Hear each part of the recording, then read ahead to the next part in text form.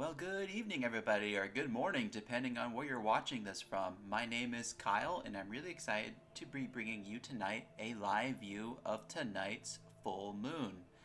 Now, this full moon marks the third supermoon of the year, the first being back in, I want to say, April, followed by May, and then now June. So this is the third supermoon of the year, and a supermoon simply refers to the moon when it's at its closest approach to the Earth, and it's also a full moon. So as we can see, we have some passing clouds in the frame here. This is actually a live view thanks to Vince out in Tucson, Arizona, providing us very grateful for these views through his 60mm refractor telescope. And we're bringing you live views of a partially cloud-covered moon. So tonight during this live stream, I'll be taking your questions about the full moon, anything you want to see about astronomy or the nighttime sky, and we'll be happy to explain them to you, but we can see some clouds passing in front of the moon just as we begin the live stream. But yeah, if you have any questions or comments or anything you'd like to know, please feel free to share it in the chat, and we'll be more than happy to answer them for you. Yeah, right now we just have a cloud going in front of the moon, so that will be back soon. Fingers crossed.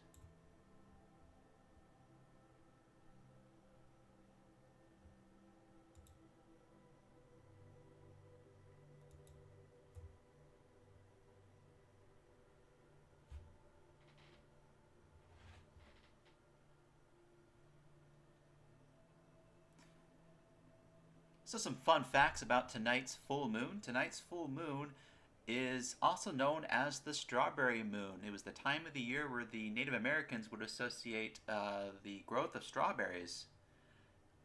The full moon currently resides in the constellation of Sagittarius the Archer. Its visual magnitude is about -12, visual magnitude referring to how bright an object is in the nighttime sky, whereas the sun is about -24 in apparent magnitude, and the dimmest of stars are about +14. So the moon is about -12. Its apparent size, or angular size in the nighttime sky, is about 33 arc minutes across, and we are currently seeing the moon about 99.6% illuminated. Now, about a month ago, we had the luck of seeing a total lunar eclipse occur over portions of the western United States, as well as portions of the Pacific, as well as Australia and Japan and other areas around that.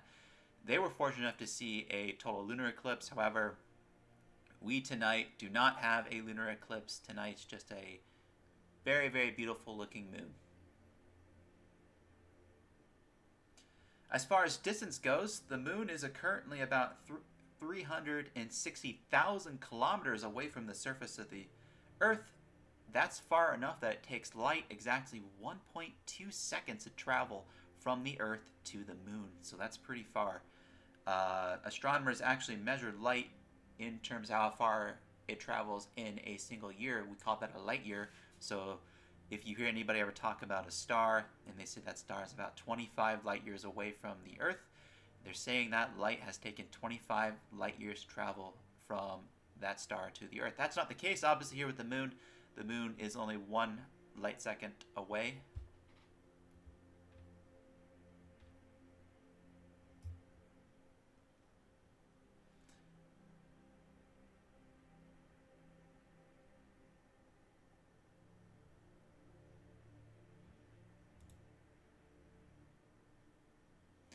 And yeah, the moon's going to be partially covered for a little bit.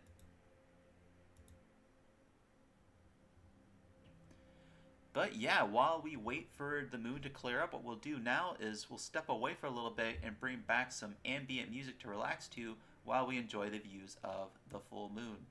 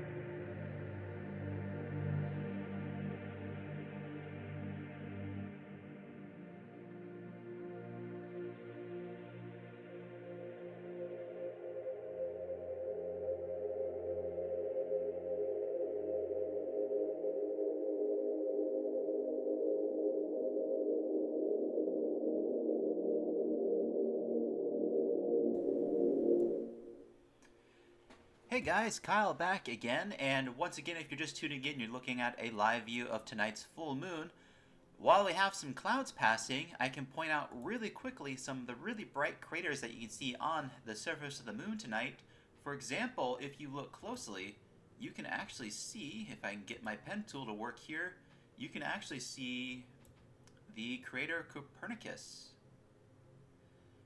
in the center of your screen, as well as the crater Tycho. Get the highlighter to work. Here we go. So this right here is the crater Tycho crater, named after the famous astronomer Tycho Brahe, and that is one of my favorite impact craters on the surface of the moon, on the southern hemisphere of the moon.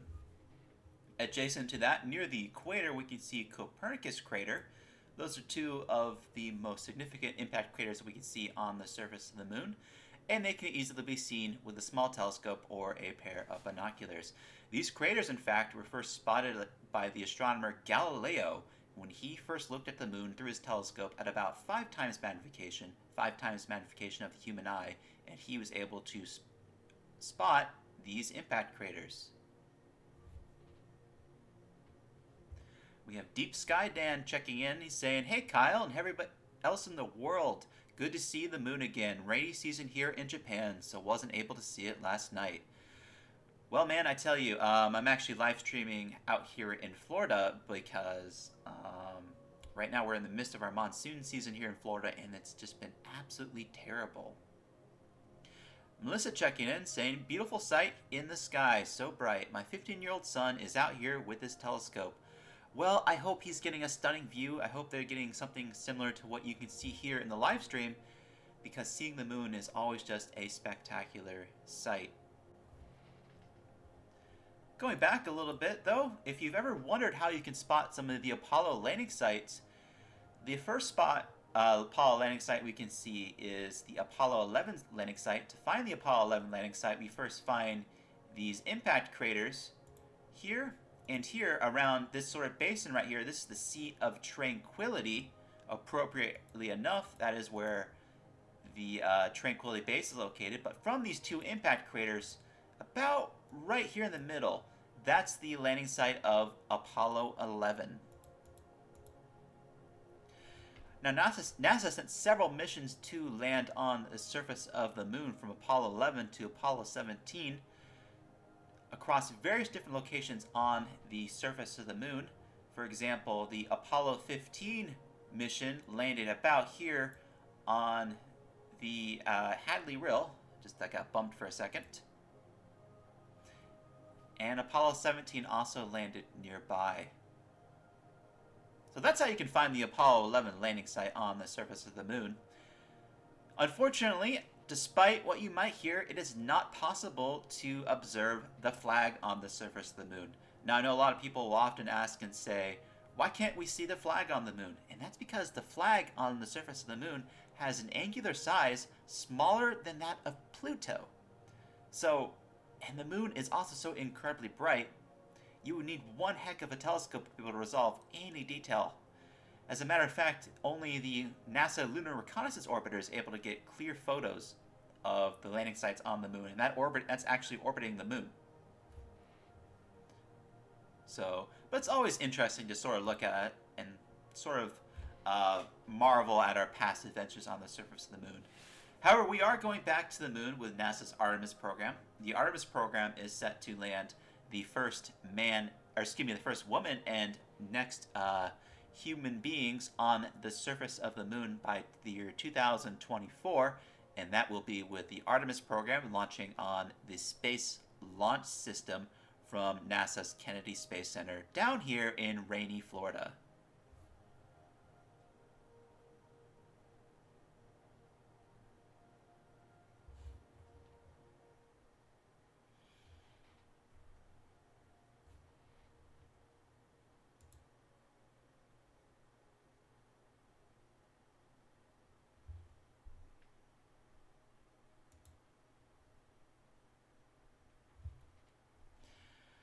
Trina saying, "Earlier you mentioned lunar eclipse. I'm getting married next year in May during the lunar eclipse."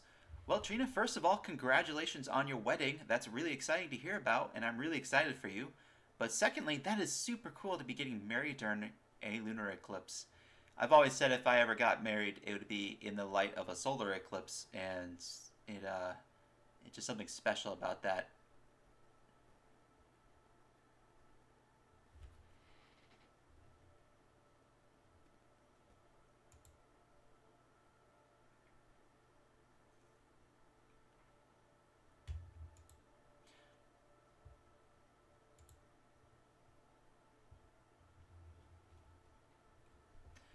But yeah, if you have any questions or comments about astronomy or the nighttime sky, or you just want a simple shout out, please feel free to post them in the comments, and I'd be more than happy to do so.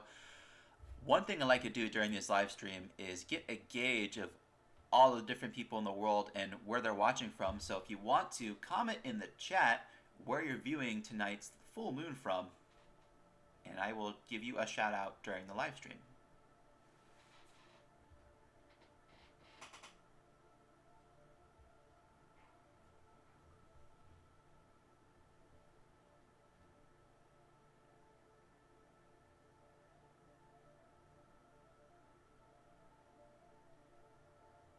Trina's checking in from Ogden, Utah.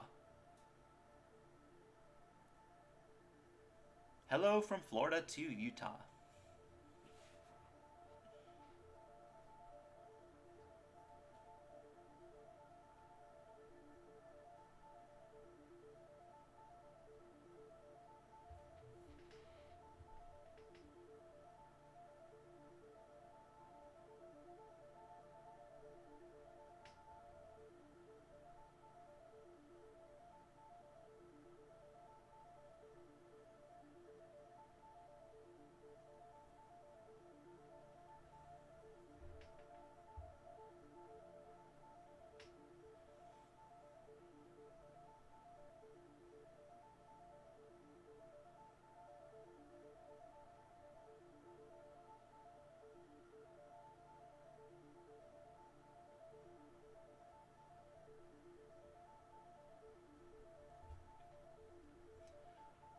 Well, on that note, we're going to step away for a minute and allow some ambient music to come back on for you guys to enjoy the strawberry supermoon of 2021.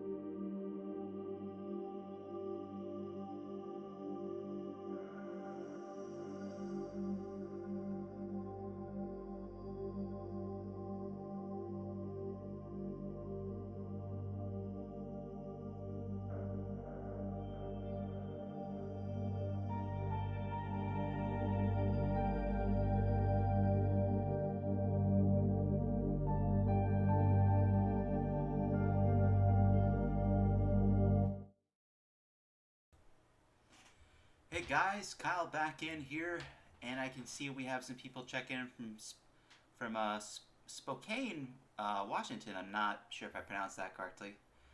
Melissa asks, "Are there any other supermoons this year?" No. This is actually the last supermoon of 2021. The next one will not be until 2022. But yeah, keep the questions coming, guys. It's great to be able to talk to you and answer your questions about astronomy in the nighttime sky.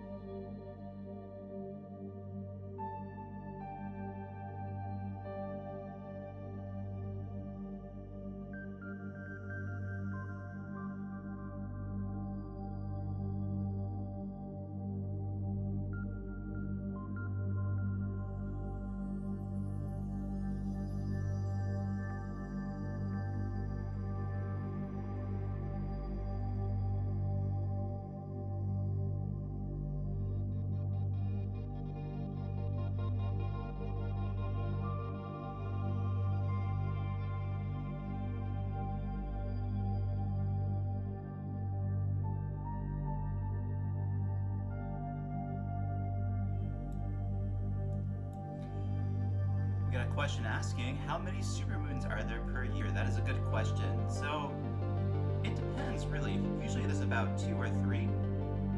Sometimes there can be two, sometimes there can be three. It just sort of depends where the moon is about its orbit. Remember I talked about earlier, the moon and this, how supermoons work is that supermoons occur when the moon is at what's called perigee with the Earth. Perigee just simply means the closest approach to the Earth that the moon makes about its orbit. Now the moon obviously goes about its orbit once every roughly 30 days or so, but for it to be a full moon at perigee only occurs a few times a year.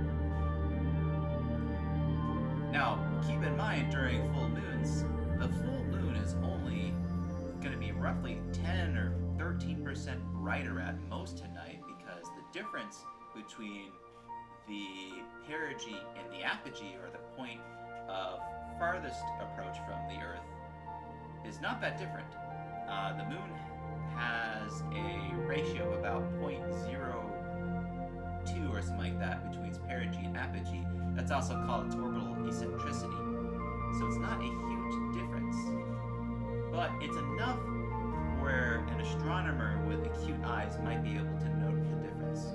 So a lot of the stuff with supermoons is really just sort of media hype, so it's not a huge difference, but it is a great opportunity to be able to show you guys the moon because it's just so beautiful in the sky.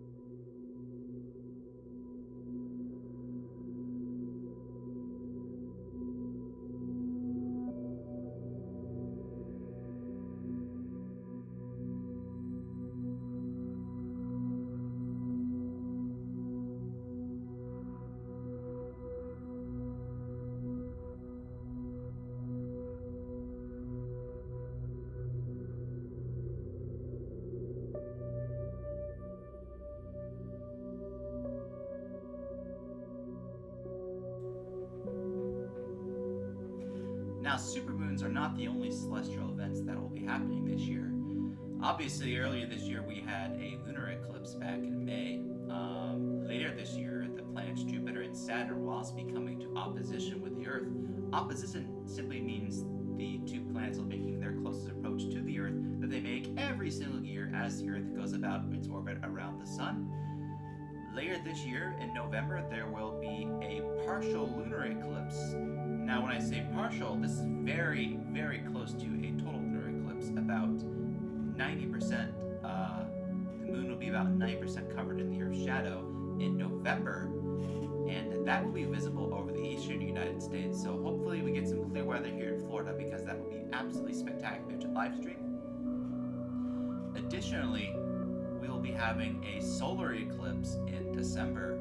Now, that solar eclipse will not be visible in the United States or really anywhere in the world besides the South Pole.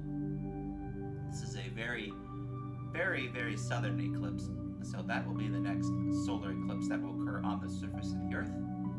There will be followed by that, there will be another total lunar eclipse in May, as Trina mentioned earlier, and a few more eclipses throughout the year 2022.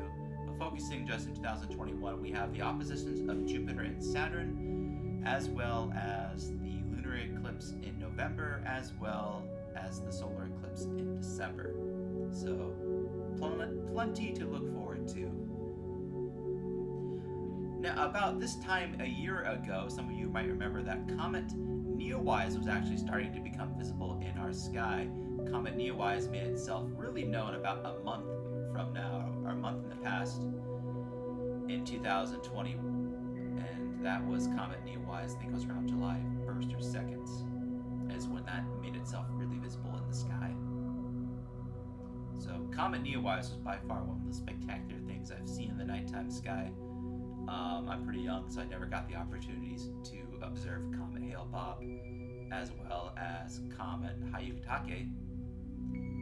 So Comet Neowise was my first comet, and seeing that thing in the sky out in central Illinois, when I lived up there for a little bit, was one of the most spectacular sights, and I can't wait for another comet to make itself known in the sky.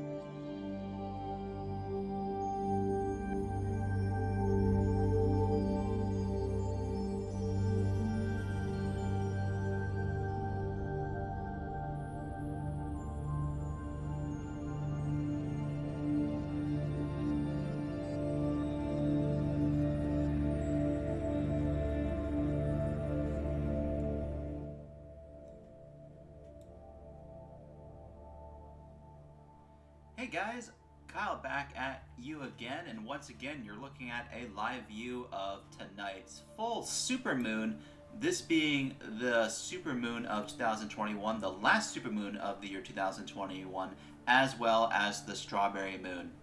I talked a little bit earlier about events coming up this year in the nighttime sky to look forward to, and I wanted to mention quickly some of those dates here. I actually pulled up a calendar to be able to take a look at when these events are going to be happening, because I know I mentioned a few, but there's actually quite a bit more.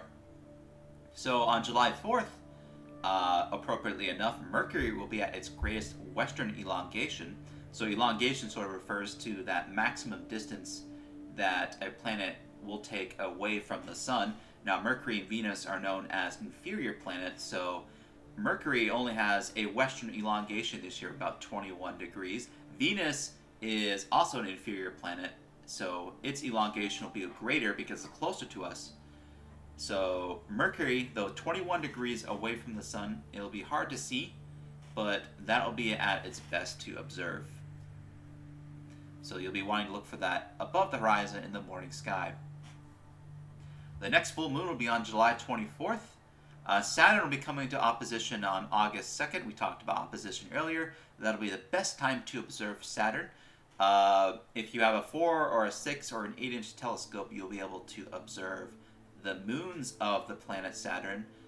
Even a pair of binoculars will actually be able to observe the moon Titan, the biggest moon of Saturn. August 12th and 13th will mark the Perseid meteor shower. Now, the Perseid meteor shower is one of the most beautiful meteor showers in the sky. It was produced by comet Swift-Tuttle, which was discovered in 1862, so way back during the Civil War times. And that will be absolutely spectacular to watch. Its peak will be about 60 meteors per hour. Trailing Jupiter or Saturn this year will be Jupiter. Jupiter will be coming to opposition on August 19th. That'll be the best time to observe Jupiter, as well as to get a good look at Jupiter's great red spot. August 22nd will feature the blue moon. September 14th, Neptune will be coming to opposition with the Earth. Now, Neptune's quite a difficult object to find in the nighttime sky. You'll need a bunch of guide stars to be able to accurately locate it, but once you do find Neptune, it'll appear as nothing more than a faint, tiny dot in the nighttime sky. September 20th will be followed by another full moon. October 7th will be the Draconid meteor shower. The 21st of October will be followed by the Orionid meteor shower. October 25th, Mercury will be coming to its greatest western elongation. October 29th, Venus will be coming to its greatest eastern elongation. Now, Venus is really cool to see because Venus is actually the brightest planet in the nighttime sky. It's very similar in size to the Earth, a little bit smaller, and it's one of the closest planets to us, so it appears super brilliant in the sky, and its elongation will be about 47 degrees from the sun. November 4th and 5th will mark the Taurid meteor shower. November 5th, during the Taurid meteor shower, you'll be able to find the planet Uranus in opposition. That will be followed by the Leonid meteor shower, and that partial lunar eclipse I mentioned on November 19th. That will be super spectacular to see, and that will be visible across the entire United States after around 4 in the morning Eastern to 1 in the morning Pacific time. So let's hope for clear weather. And then that'll be followed by that total solar eclipse on December 4th.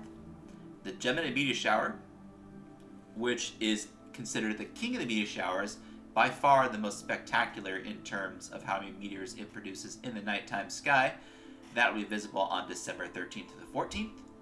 Unfortunately, the moon will be out during that time, which will be coming full around December 19th. And then last but not least, the Ursid meteor shower will be visible towards the end of the year on December 21st to 22nd. So that's a breakdown of all the different celestial events that will be happening this year. We mentioned some of the key ones. So lots to see in the nighttime sky, and I promise you High Point Scientific will be streaming many of them. Stefan checking in from Albany, Georgia, saying, finally, after several days of overcast and rain, you have clear skies. Well, that's really great news. Unfortunately, down here in Florida, it's quite waterlogged.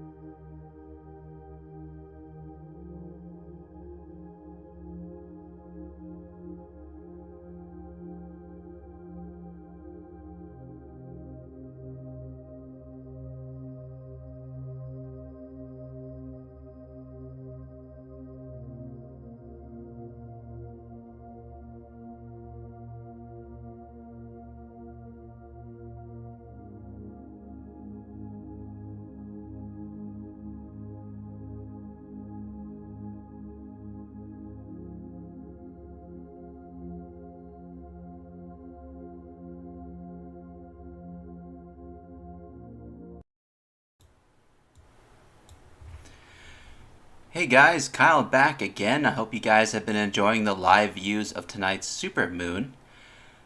We are probably going to be wrapping up the live stream here in about 3 minutes or so. So thank you guys so much for tuning in. And if you have any last minute questions you'd like to know about tonight's supermoon, I'd be more than happy to answer them.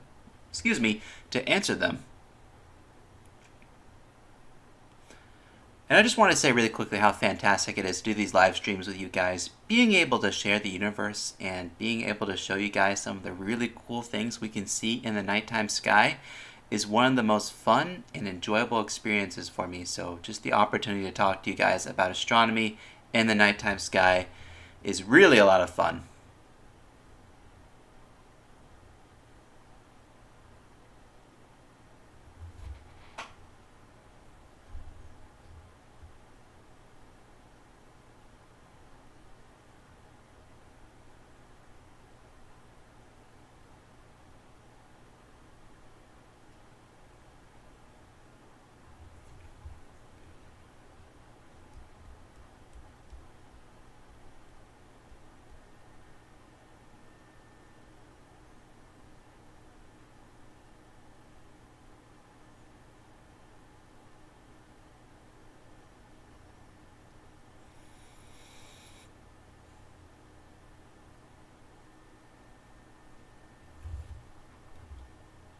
Alrighty, well, if there are no more questions, thank you guys so much for tuning in tonight. It's been an absolute blast to talk to you guys and share with you guys these live views of tonight's supermoon.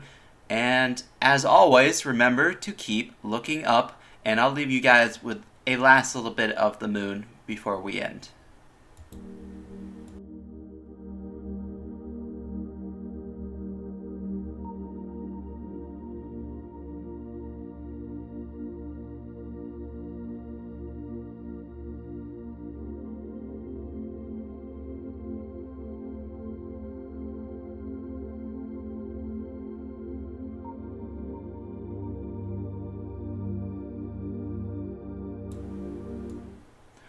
Oh, and really quickly, I just saw this comment come in right as I was about to end the stream. Lucas Hutton says, just had my wedding this evening. I didn't even plan for it to fall on a full moon, let alone a super moon. Well, Lucas, I hope this super moon represented a super wedding for you, and I'm really excited for you. On that note, in all seriousness, let's go ahead and end the live stream tonight. Thank you guys so much for tuning in. And remember to keep looking up. Thank you.